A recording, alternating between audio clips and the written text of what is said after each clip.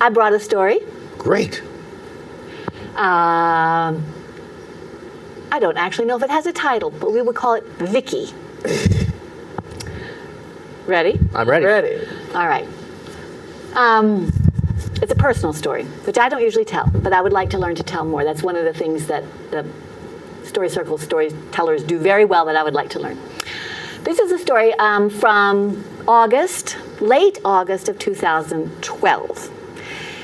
And it was a sad and anxious time for my husband Michael and me because we were facing the impending empty nest.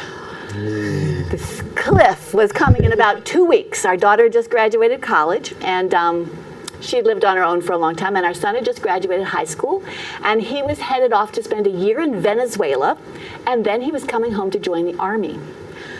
And Venezuela is not the place you would necessarily pick first for your child to go, because even 2 years ago there was a lot of anti-American sentiment, and Chavez was on the TV talking about American capitalist pigs, and we were having to figure out with the host parents how to exchange money on the black market, and we had to get double insurance and learn about fevers there were no shots for, and my son is 6 foot tall and blonde, so he was not going to blend into the culture there. In fact, if he was in a place where they hated Americans. So we were helping him pack and get ready for all these things that we weren't sure was a good idea. And in this frame of mind, I was mowing the grass, and underneath the bush, I saw this little orange. So I stopped the mower, and I looked under, and there was a monarch butterfly under there, opening and closing, opening. But one of its wings was kind of crumpled. And that didn't look right. So I picked up this butterfly and I took her in and I put her in a big plastic pretzel jar with a long stick for her to climb on and some leaves. And I went to the internet to see what I could find out. And I found that monarchs suffer from a kind of fungus that shrivels their wings and then they can't fly. Or that this butterfly might have fallen before its wings were dry. And in that case, it would never heal, and it wouldn't be able to fly. And so in any case, this butterfly would not survive long in the wild, and we should take care of it. And that what it might like was honey and water. So according to the directions, I mixed up this honey and water solution, and I soaked a paper towel with it, and I put the butterfly and the paper towel on a plate. And immediately this antenna that I'd never seen before came furling out from under its chin and very enthusiastically sucked up the honey and water from this paper towel. I know now it's called a proboscis, if I'm pronouncing it correctly. And you might have noticed that I slipped into calling it she. Well, we called her she. I don't know whether she was male or female, but we called her she, and we named her Vicki.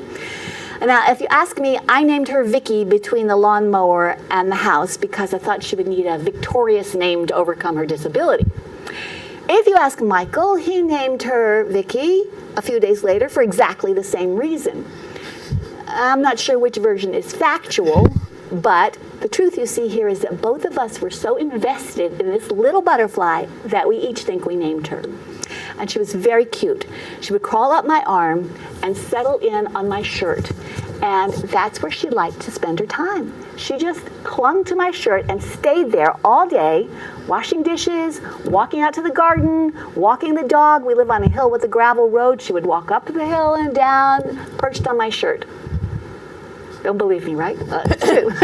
And it was like this little blessing because I was so sad and worried, and it was like she was pulling this out, and this little sweet, fresh thing was sort of trickling down, this life and beauty and freshness, and she tangibly made me feel better, and even Michael, just looking at her, it made him feel better.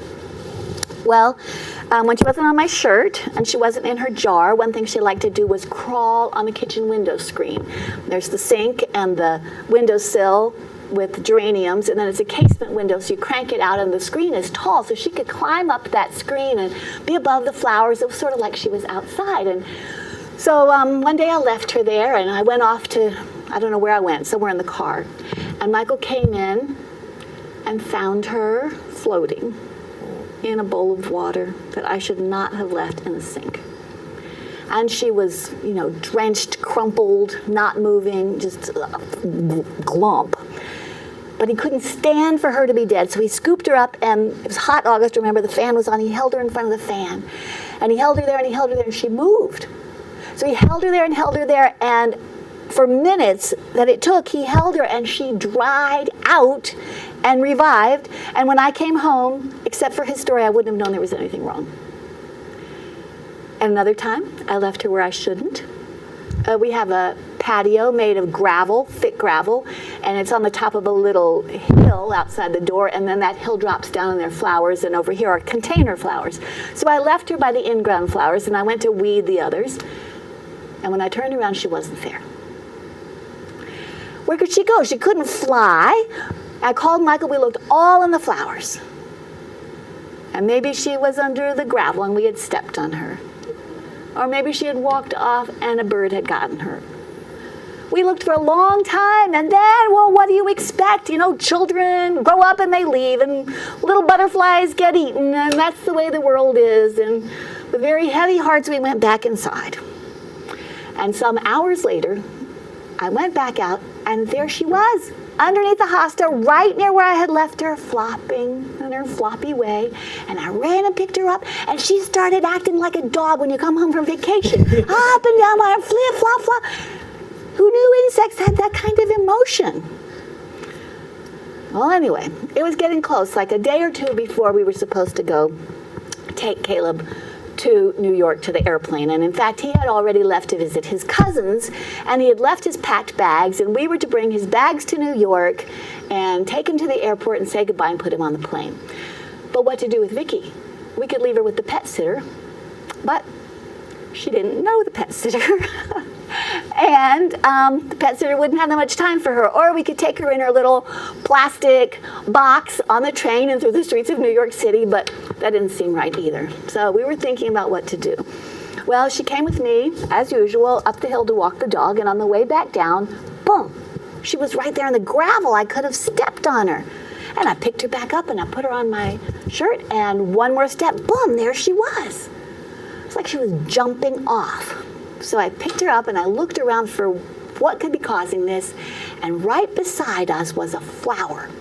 I don't remember what kind it was. The neighbor's garden was there, but I think it was a wild phlox growing right by the road. And I figured that she had been trying to fly and had just fallen because she couldn't fly. So I picked the flower, and I think that's what it was, because she nestled very happily in that flower the rest of the way down the hill. But whether it was falling like that or the fungus taking its course, the next morning when we opened our pretzel box, she was passed on. So Michael made her a little box with some cotton, and we put it to the side, and we picked up our suitcases, and we went to New York. And the plane was going to leave at 4:30 it was leaving 5:30 or 6, but we had to be there at 4:30. And so 4:30 in the morning, there we are at the airport. Dunkin' Donuts in the airport is not even open. And I thought we would have, an hour and a half to say goodbye, to talk, to give him some hugs. But they processed him right away. Well, then we had the hour we could talk.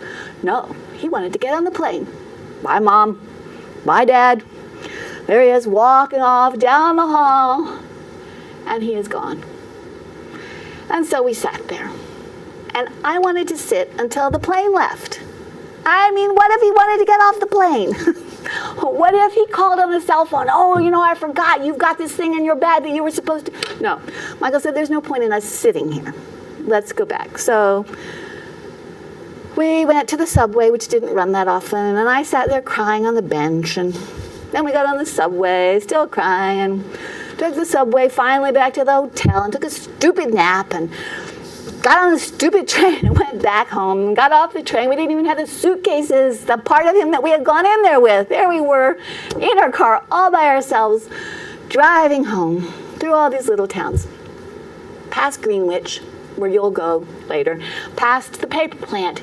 There was this spectacular rainbow, huge rainbow. You could see the whole thing, vivid. And next day on Facebook, everybody had posted pictures of this rainbow. We pulled off and just soaked in that rainbow. And there is something, I don't know what, that's hopeful and amazing about a rainbow. It must be why it's in the Noah and the Ark story. But it made us feel better, for whatever reason. So we finished driving home feeling better. And over the next days, we felt better. And 2 years later now, we're fine. Caleb came back in one piece. And soon thereafter, we buried Vicki. And I wanted to show you the box that Michael made for her. And it says, "On broken wing, she healed our hearts." Ooh. And so I think we'll get a closer picture of this in a minute.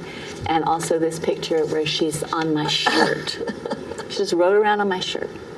And that's the story of Vicki. Oh, I have it upside down that way.